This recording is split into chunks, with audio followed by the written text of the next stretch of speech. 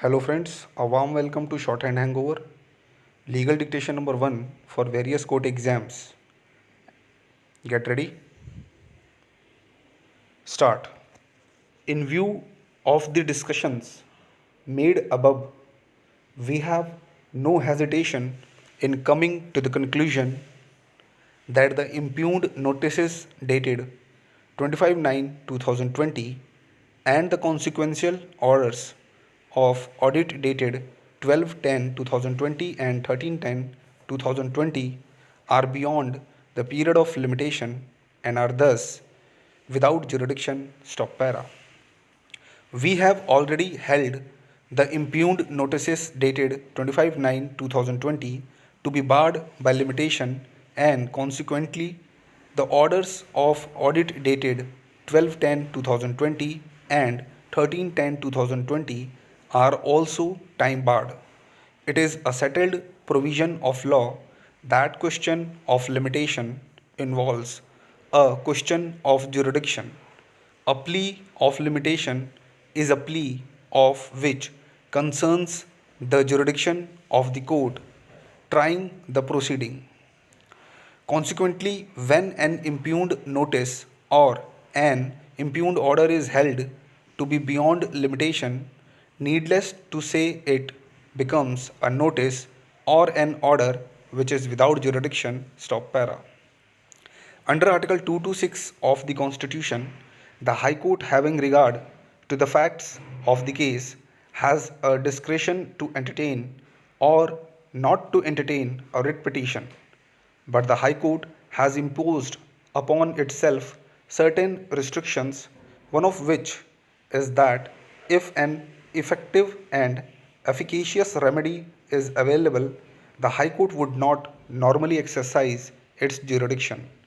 But the alternative remedy has been consistently held by this court not to operate as a bar in at least three contingencies, namely, where the writ petition has been filed for the enforcement of any of the fundamental rights, or where there has been a violation of the principle of natural justice, or where the order of proceedings are wholly without jurisdiction, or the wires of an act is challenged.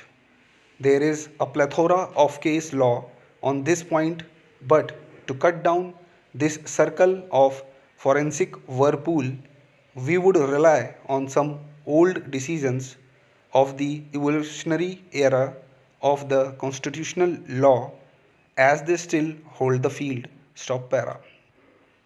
Much water has since flown under the bridge, but there has been no corrosive effect on these decisions, which, though old, continue to hold the field, with the result that law as to the jurisdiction of the High Court in entertaining a writ petition under Article 226 of the Constitution, in spite of the alternative statutory remedies, is not affected, especially in a case where the authority against whom the writ is filed is shown to have had no jurisdiction or had purported to usurp jurisdiction without any legal foundation. Stop para.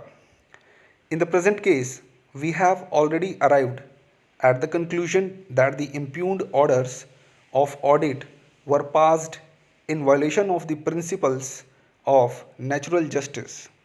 We have also arrived at the conclusion that the impugned notices and the consequential orders of audit are barred by limitation and thus without jurisdiction. In such circumstances, question of relegating the petitioners to the appellate remedy simply does not arise. This issue is answered accordingly. Stop para.